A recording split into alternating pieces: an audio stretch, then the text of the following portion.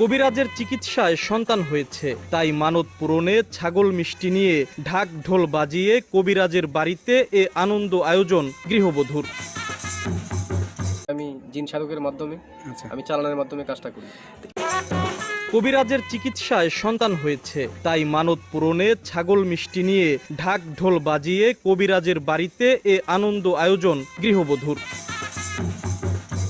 রানো আক্তারের দাবি, ঢাকায় বড় বড় ডাক্তার দেখিয়েও তিনি সন্তান জন্ম দিতে পারছিলেন না, বরং ডাক্তাররা বলেছিলেন তিনি সন্তান জন্ম দেওয়ার ক্ষমতা হারিয়ে ফেলেছেন। এরপর তিনি রাজবাড়ীর গোয়ালন্দ উপজেলার রমজান মাতুব্বর পাড়ার কবিরাজ আমি জিন সাধকের মাধ্যমে আমি চালানোর মাধ্যমে কাজটা করি।